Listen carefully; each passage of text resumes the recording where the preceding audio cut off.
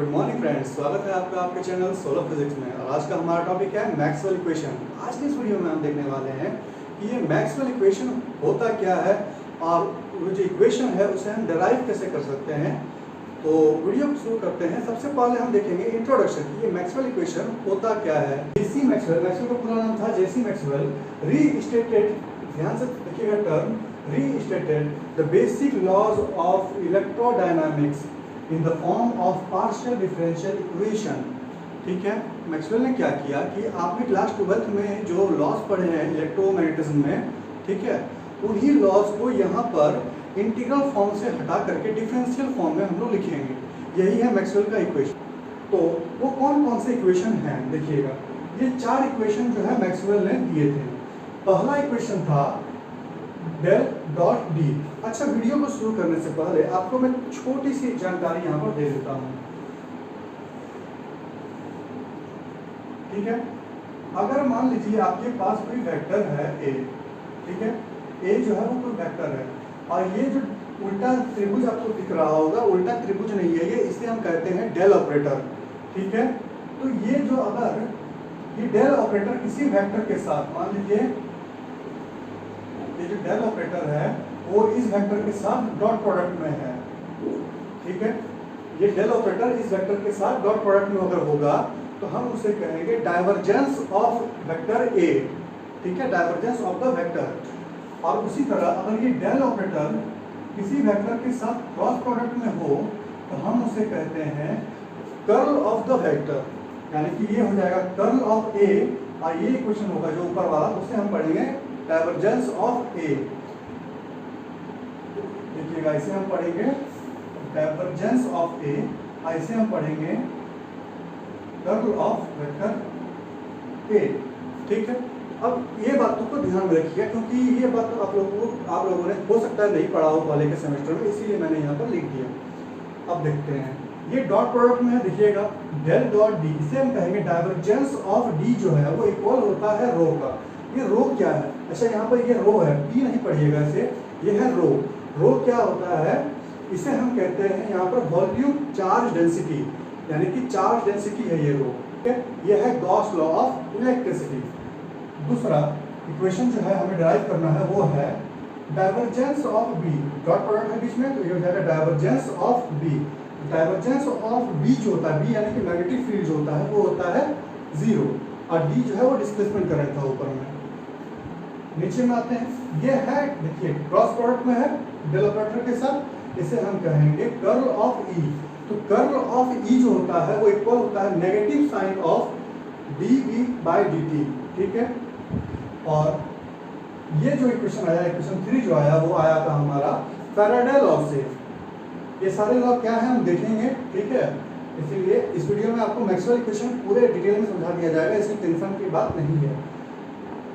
Number 4, curl of H, ये होता है J plus curly D by curly T, यानी कि D D by D T. ठीक, अब ये जे क्या है? डी तो मैंने बता दिया डिस्प्लेसमेंट करंट है, टी टाइम होता है, पर जे क्या है? जे कहलाता है यहाँ पर करंट डेंसिटी।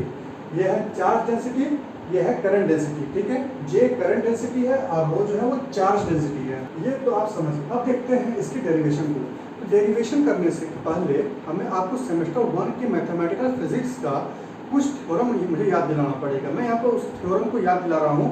वो 2 थ्योरम क्या थे? पहला थ्योरम था Gauss divergence theorem.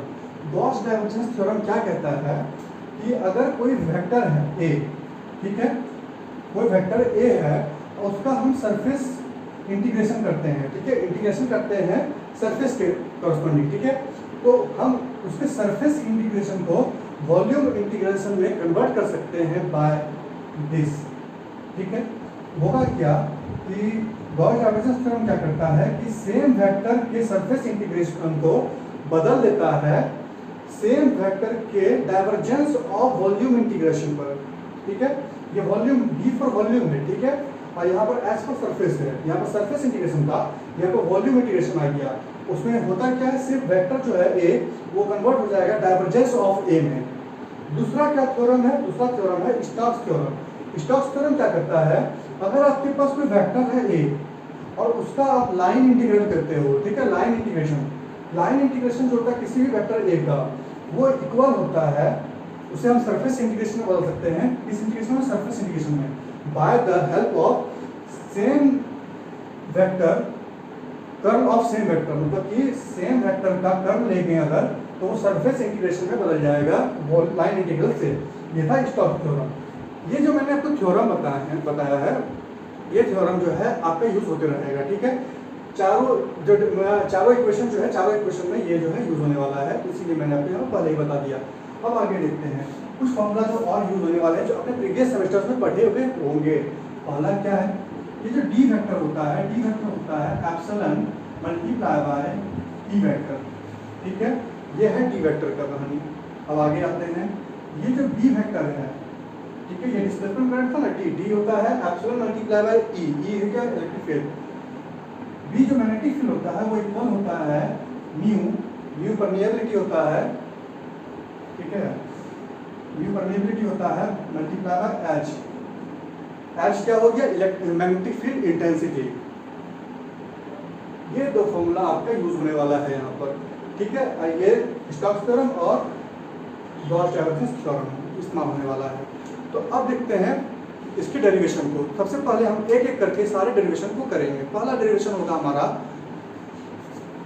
Del dot D, यानी कि डाइवर्जेंस ऑफ डी जो है वो इक्वल होता है रो का। तो अब देखते हैं मैक्सवेल का पहला इक्वेशन। मैक्सवेल का पहला इक्वेशन क्या था, ये है मैक्सवेल का पहला इक्वेशन। डाइवर्जेंस ऑफ डी जो होता है वो इक्वल होता है रो का। यहाँ पर रो जो है वो है चार्ज डेंसिटी, यानी कि सरफेस चार्ज डेंसिटी, ठीक है। तो फर्स्ट इक्वेशन क्या है, कहता है, देखिएगा, first equation is based on the Gauss law of electricity, यानी कि मैक्सवेल का जो पहला इक्वेशन है वो बेस होगा गॉस लॉ ऑफ इलेक्ट्रिसिटी का। तो गॉस लॉ ऑफ इलेक्ट्रिसिटी जो है वो क्या है, वो हम देखते हैं। गॉस लॉ ऑफ इलेक्ट्रिसिटी कहता है कि the charge q, the flux passing through the any closed surface is equal to the 1 upon epsilon naught times of the total charge enclosed in the surface, ठीक है। यानी कि एक surface से, close surface से कितना फ्लक्स निकल रहा है वो इक्वल होगा 1 multiply by 1 by epsilon not के मल्टीपल का। कितना मल्टीपल, तो जितना चार्ज होगा उतना मल्टीपल। तो अगर मैं उसी को मैथमेटिकल फॉर्म में यहाँ पर लिखूं तो वो हो जाएगा, मैक्सवेल का फर्स्ट इक्वेशन जो है वो, मतलब गॉस लॉ जो है वो उसके मैथमेटिकली लिखूंगा तो वो होगा इलेक्ट्रिक फ्लक्स जो है वो निकल रहा है कितने सरफेस से, मान लीजिए surface, small amount of surface area ले रहा हूँ मैं ds, ठीक है। उसका इंटीग्रेशन कर दूंगा, टोटल हमें मिल जाएगा इलेक्ट्रिक फ्लक्स, वो इक्वल होता है कितना, 1 upon epsilon not multiple of किसका, चार्ज का, यानी कि q का, सॉरी q का, ठीक है।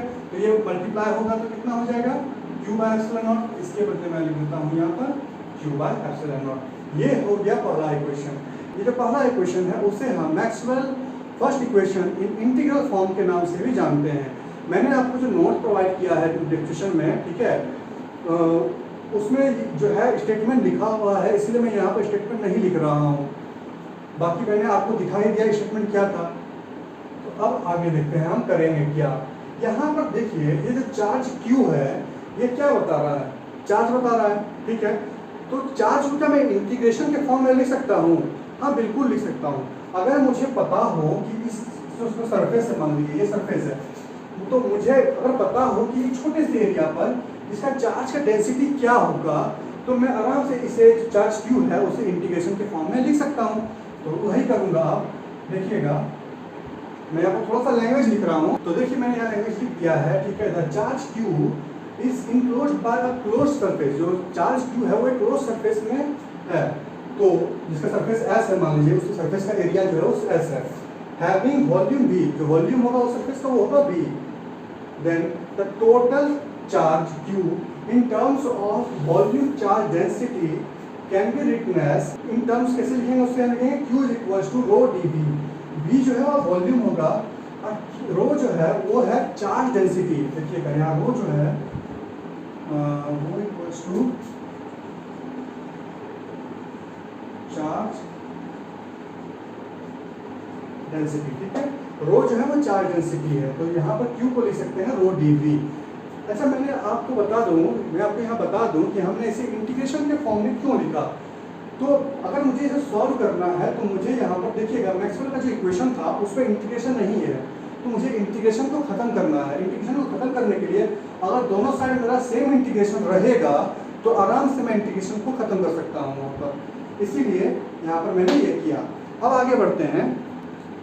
अब हम क्या करेंगे, ये जो हमें इक्वेशन 2 का वैल्यू मिला है q के बराबर, उसे मैं पुट कर दूंगा इक्वेशन 1 में। तो देखिएगा मुझे क्या मिलेगा,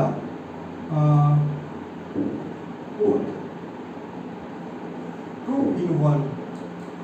परफेक्ट लैंग्वेज जो मैंने आपको पीडीएफ दिया है उसमें लिखा हुआ होगा।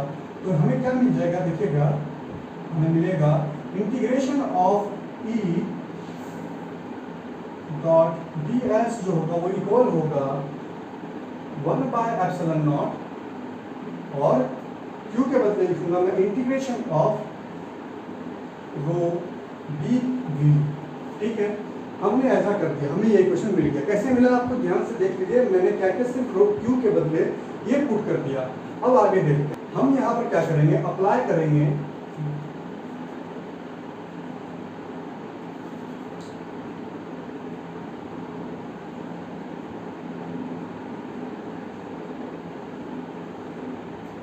applying Gauss divergence theorem।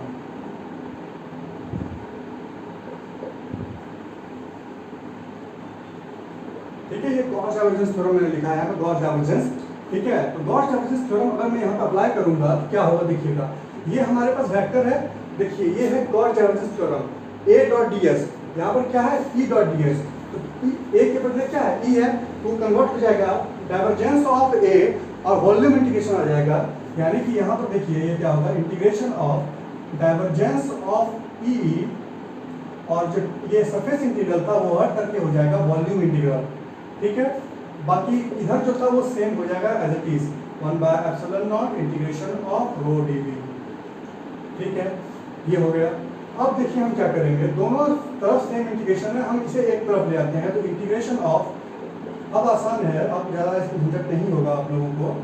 तो integration of divergence of e dv minus 1/ε0 integration of rho dv equals to 0। Simple था। अब हम क्या करेंगे, dv है मतलब दोनों तरफ सेम इंटीग्रेशन है, ठीक है, दोनों तरफ dv से ही इंटीग्रेशन है, तो हम क्या करेंगे dv को एक साथ कर देंगे दोनों इंटीग्रेशन को। Integration of divergence of e minus 1/ε0 और यहाँ पर ε0 का और रो और ब्रैकेट के बाहर हो जाएगा dv इक्वल्स टू 0। अब यहाँ पर दो केस हो सकता है। ठीक है, पहला केस क्या होगा कि ये जो टर्म है ब्रैकेट वाला वो 0 हो जाएगा, और यह दूसरा हो सकता है कि dv 0 हो जाएगा। तो आप बताइए क्या वॉल्यूम का 0 होना पॉसिबल है? वॉल्यूम 0 होने का मतलब क्या हो गया, क्या कुछ है ही नहीं, कुछ है ही नहीं, तो फिर चार्ज की बात ही क्यों कर रहे हैं, इलेक्ट्रिक फील्ड की बात ही क्यों कर रहे हैं, कुछ वॉल्यूम तो होगा ना। इसीलिए v जो है वो कैन नॉट बी 0, वॉल्यूम जो है वो 0 नहीं हो सकता है। तो ये टर्म मतलब इसका क्या हुआ कि ये टर्म जो है वो 0 होगा। इसीलिए यहाँ पर हम लिखेंगे आगे में डाइवर्जेंस ऑफ e माइनस 1/ε0 या रो मल्टीप्लाई हो जाएगा तो रो बाय ε0 इक्वल टू 0। या इसी को हम लिख सकते हैं divergence of e equals to rho by ε0। ये माइनस रो बाय ε0, ये माइनस रो बाय ε0 तो हो जाएगा तो प्लस रो बाय ε0 हो जाएगा। ठीक है, यही है मैक्सवेल का इक्वेशन। हाँ, मैंने यहाँ पर d लिखा हुआ था ना, वो देखिए कैसे हो गया था। यहाँ पर देखिए अगर मैं डाइवर्जेंस ऑफ लिखूँ e, ये ε0 और यहाँ मल्टीप्लाई होगा तो क्या होगा, e वेक्टर मल्टीप्लाई बाय ε होगा ना, इक्वल्स टू रो, ये होगा ना, बिल्कुल होगा। यहाँ पर देखिए मैंने लिखा हुआ था, पहले ही आपको बता दिया था कि ε जो होता है वो इक्वल होता है d का। तो यहाँ पर ε0 e है, उसे हम लिखेंगे बदले में d,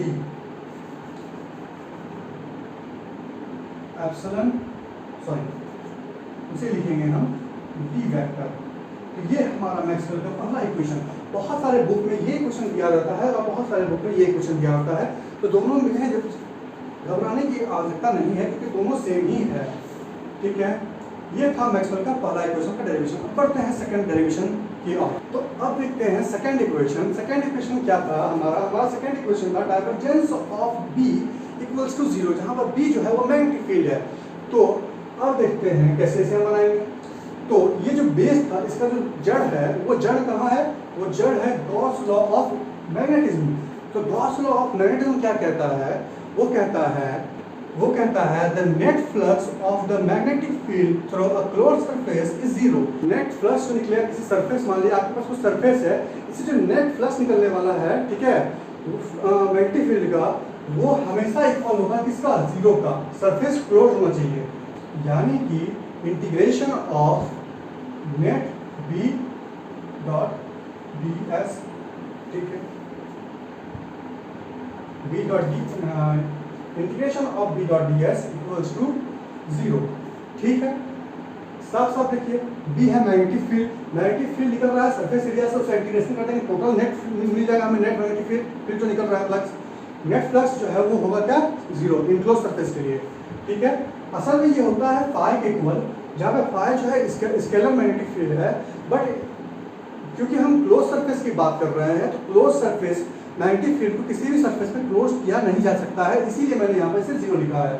अब आगे बढ़ते हैं, ये बहुत आसान है, सिर्फ अप्लाई कर दीजिए Gauss divergence theorem. Gauss divergence theorem apply होगा तो क्या होगा, ये सरफेस इंटीग्रेशन है, सरफेस इंटीग्रेशन बदल जाएगा वॉल्यूम इंटीग्रेशन में। यहाँ पर देखिए ए dot d S, A D S है तो वो बदल जाता है divergence of same vector of volume integral बस। ठीक है, यहाँ पर देखिए क्या हो जाएगा,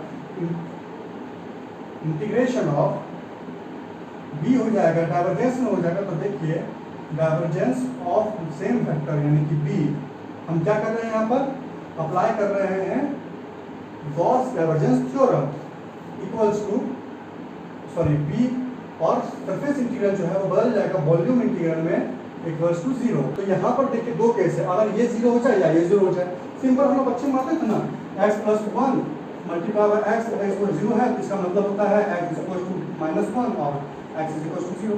दो केस होता है, या तो यहाँ पर ठीक है दो केस होता है, एक्स प्लस वन या जीरो हो सकता है या एक्स जीरो हो सकता है, यही केस होता था ना, सेम वही अप्लाई कर रहे हैं यहाँ पर।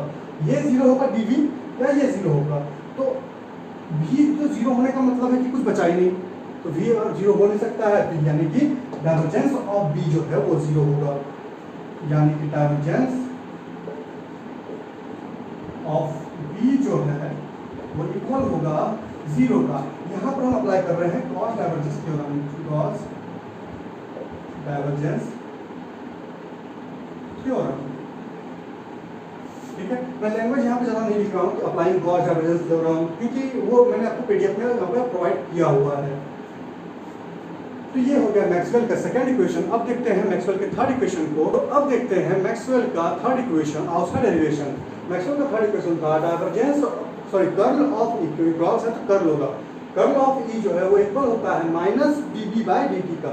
सॉरी यहाँ पे वेक्टर साइन छूट गया है तो वेक्टर होगा।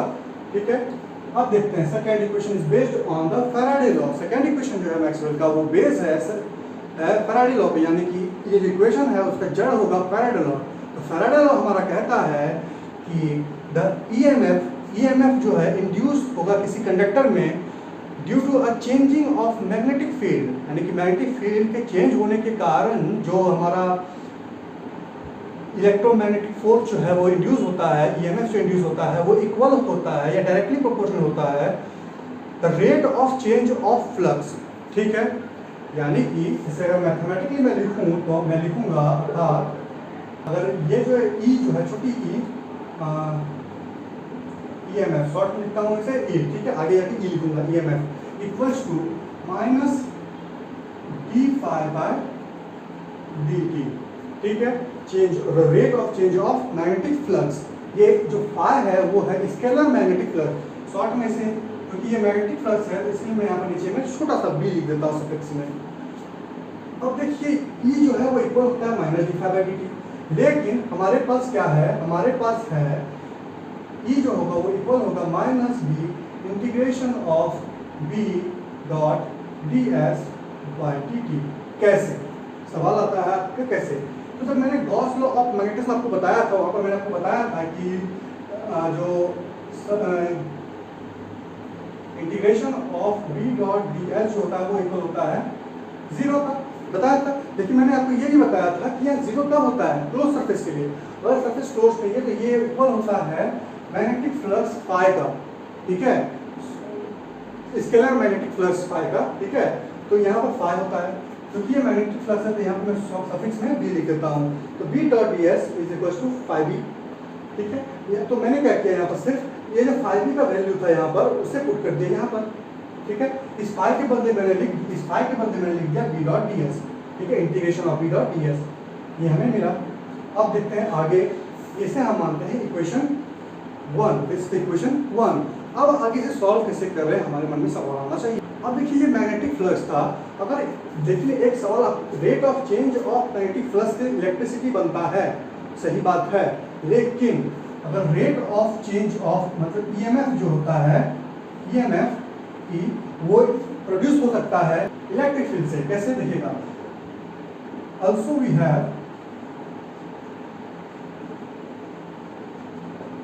हैव हमारे पास पहले ये भी है कि ईएमएफ ई जो होता है, ठीक है। एक बात बता देता हूँ, मैं छोटी ई सिर्फ इसलिए लिख रहा हूँ क्योंकि बड़ी ई का मतलब मैंने यहाँ पर लिया हुआ है इलेक्ट्रिक फील्ड, इसीलिए मैं यहाँ पर बड़ी ई नहीं लिख रहा हूँ, ठीक है। आपने परीक्षा में भी गलती से बड़ी ई मत लिख दीजिएगा, यहाँ पे छोटी ई ही ले रहे हैं, क्योंकि बड़ी ई का नोटेशन जो है हमने पहले ही मान लिया है कि वो इलेक्ट्रिक फील्ड है। ईएमएफ ई जो होता है वो इक्वल होगा line integral of electric field का भी, ठीक है। ईएमएफ जो होता है वो line integral of electric field जो है उसका भी इक्वल होता है, ठीक है। तो अब आगे बढ़ते हैं, इसे मानता हूं मैं इक्वेशन 2। अब इक्वेशन 2 और 1 हमारे पास है, दोनों का वैल्यू हमें क्या दे रहा है, दोनों हमें वैल्यू दे रहा है किसका, ई का, इलेक्ट्रोमैग्नेटिक फोर्स का, इलेक्ट्रोमैग्नेटिक फोर्स का दोनों का वैल्यू दे रहा है, तो ये दोनों टर्म इक्वल हो जाएगा। अगर मेरे तो राइट लेफ्ट में, तो लेफ्ट हैंड अगर बराबर होगा तो राइट हैंड भी बराबर होगा, यानी कि हमें मिल जाएगा फ्रॉम इक्वेशन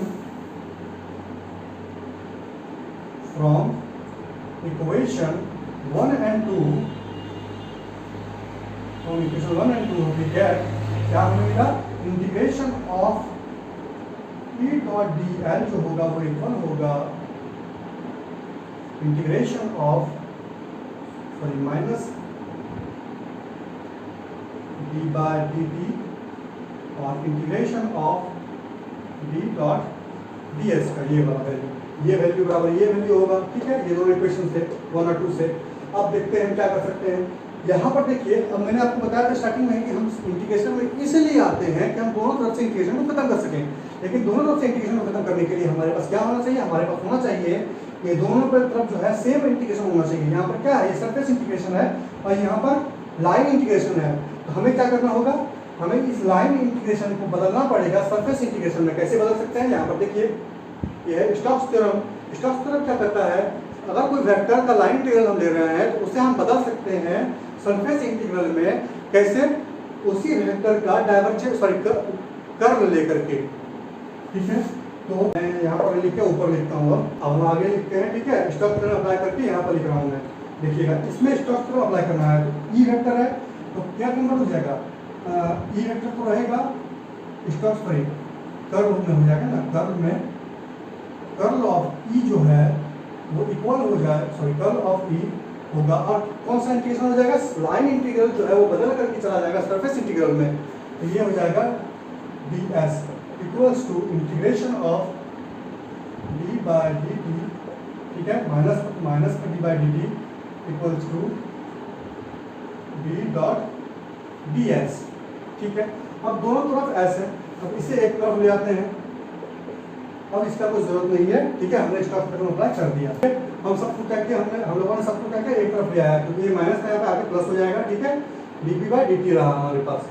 अब देखिए यहाँ पर भी फिर दो केस आएगा, या तो ये जीरो हो सकता है या तो s जीरो हो सकता है, तो बस सरफेस का जीरो हो सकता है, पॉसिबल है नहीं, यानी कि ये इधर जीरो होगा, यानी कि इसी को हम लिख सकते हैं d इक्वल्स टू 0, या इसी को हम आगे बढ़ाएं तो लिखेंगे divergence curl of E equals two plus में हो जाएगा तो माइनस dp बाय dt।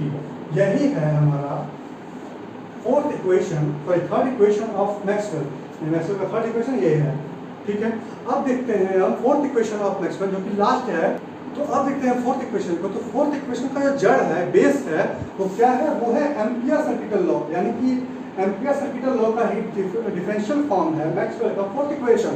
तो एम्पियर सर्किटल लॉ क्या कहता है? एम्पियर सर्किटल लॉ कहता है कि line integral of magnetic field along a closed path due to a current is equal to the product of permeability of free space and the current enclosed by the closed path।